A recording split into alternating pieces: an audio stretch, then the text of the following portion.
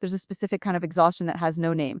It's not the tiredness that comes from physical work, not the fatigue from lack of sleep, not the burnout from too many responsibilities. It's the exhaustion that arrives after being in the right place, at the right time, with the right people, and still feeling like you're operating at the wrong frequency. You leave a gathering where nothing bad happened, no conflict, no drama, just ordinary human interaction.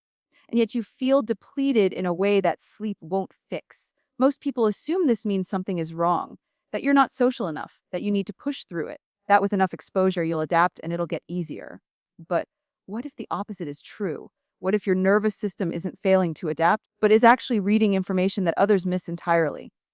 This isn't about introversion versus extroversion. Those categories are too simple for what's actually happening in your brain. This is about how certain nervous systems process density differently. How some brains treat crowded environments not as neutral spaces, but as data storms that require constant filtering. And here's what almost no one talks about: that filtering comes at a cost. The question isn't whether you can handle crowds. Most people can force themselves to endure almost anything.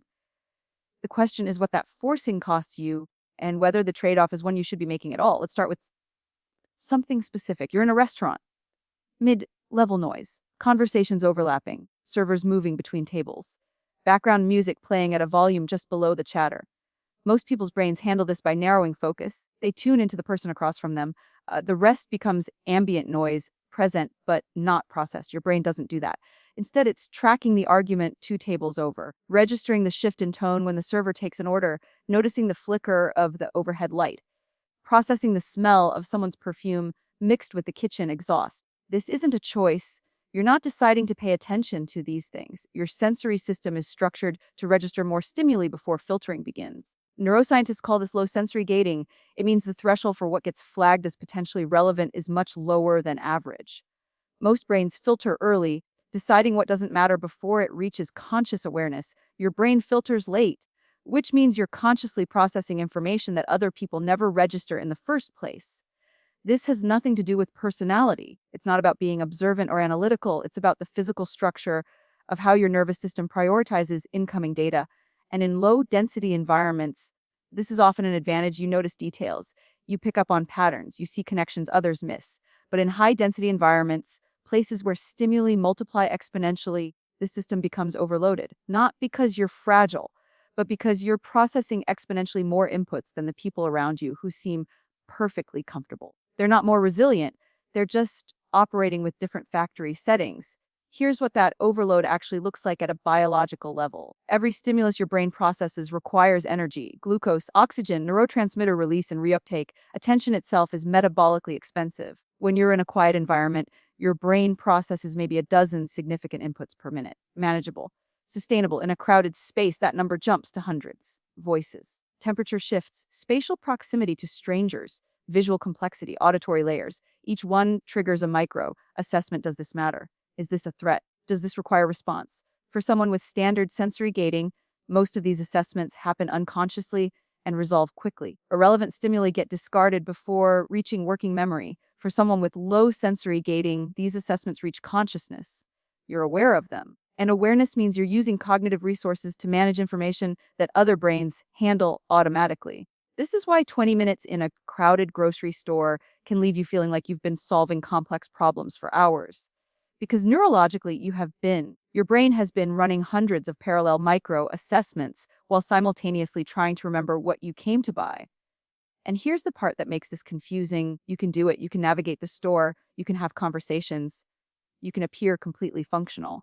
But functional doesn't mean efficient. And efficiency matters when you're burning through cognitive resources 3 times faster than the person standing next to you. This creates a strange disconnect. You know you can handle it. So why does it feel so draining? The answer: because capacity and cost are not the same thing.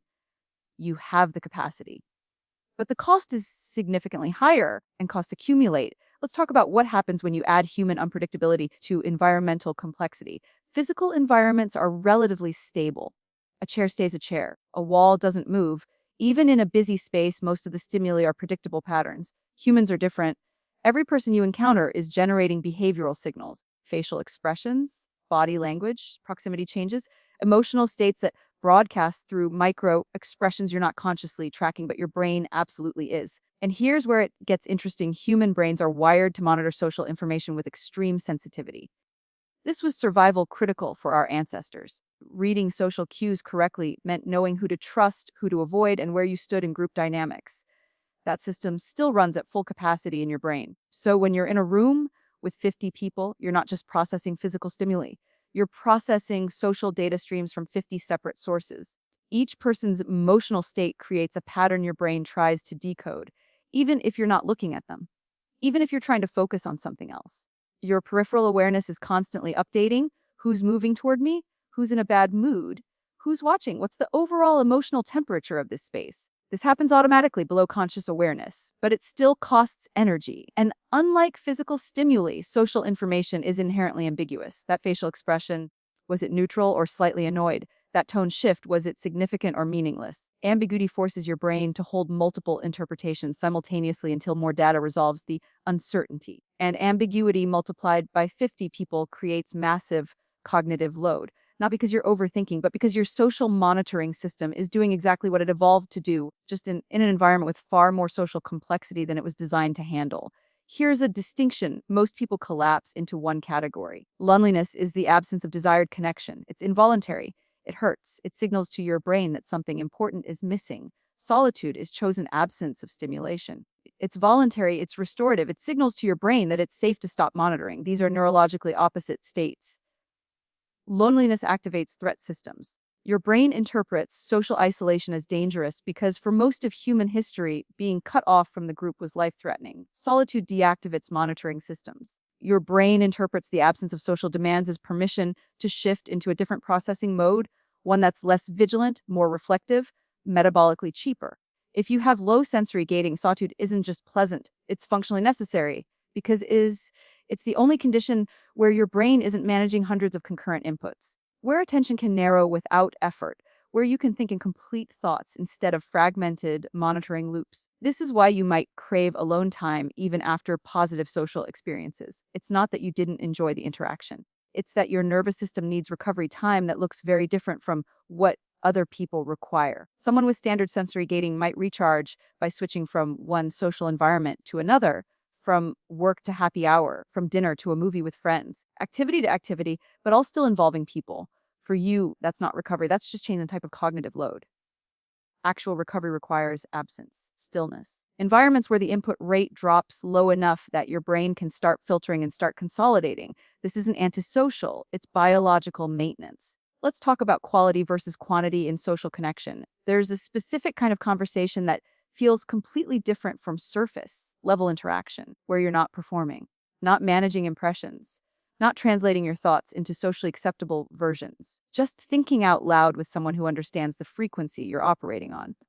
Those conversations don't drain you, they energize you. Why? Because the cognitive load is completely different. In surface level interaction, you're running multiple simultaneous processes: what to say, how to say it, whether it's being received well, what the appropriate response rhythm is, whether you're revealing too much or too little, what the other person actually means versus what they're saying. All of this is conscious effort. In deep conversation with someone you trust, most of that drops away. You're still processing social information, but the uncertainty is lower. You don't have to decode hidden meanings. You don't have to perform a version of yourself. The interaction becomes genuinely reciprocal instead of a managed performance. This is why one 3-hour conversation with the right person can feel less exhausting than 30 minutes of small talk with strangers. It's not about the time, it's about the processing load. Shallow interaction requires constant calibration. Deep interaction allows synchronization. And if your brain is already managing high sensory load from the environment, adding high social performance load on top of it becomes unsustainable very quickly. This is why you might prefer one close friend to 10 casual acquaintances, not because you're incapable of broader social networks, but because broad networks require a type of ongoing maintenance that competes directly with the cognitive resources you're already spending on environmental processing. Depth reduces variables, breadth multiplies them, and your nervous system is already managing more variables than most people's. Here's something nobody talks about: when your sensory system is overloaded, your capacity for complex thought degrades significantly. This isn't a metaphor, it's measurable. Working memory, the mental space where you hold and manipulate information, has limited capacity. When that capacity is occupied by sensory processing and environmental monitoring, there's less room for everything else.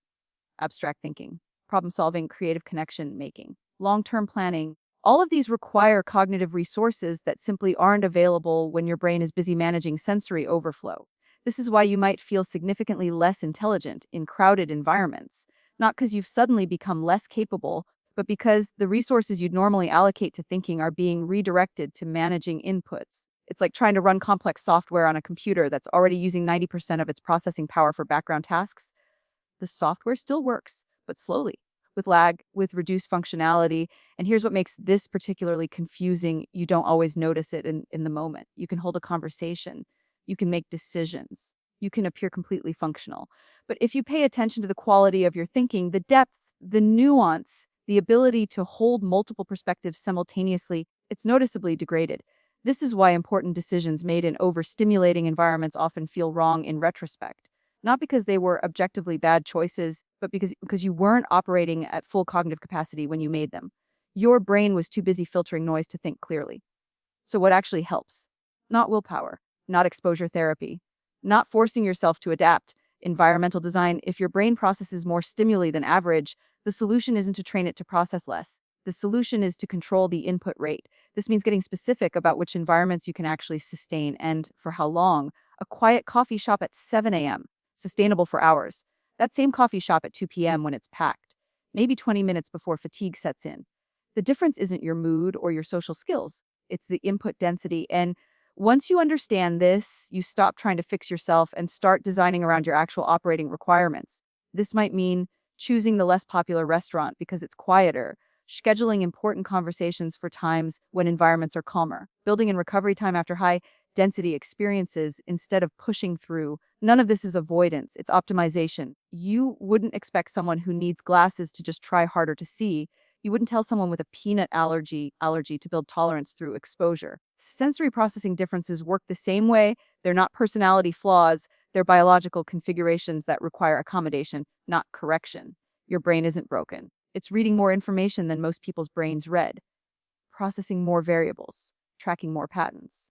In the right environments, this is an extraordinary advantage. You notice things others miss, you see connections that aren't obvious, you understand subtleties that escape standard processing.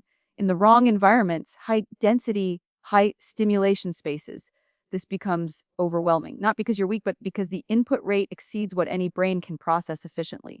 And the solution isn't to become someone else. It's to build a life around environments that work with your operating system instead of against it. Solitude isn't loneliness for you. It's where your brain works best. Depth isn't pickiness, it's efficiency. Avoiding crowds isn't antisocial, it's self-preservation. You're not missing out on life by choosing differently. You're optimizing for the kind of thinking and connection that actually matters to you. And that's not a compromise, that's clarity. The world is loud. Your brain processes that loudness at full resolution. There's nothing wrong with turning down the volume.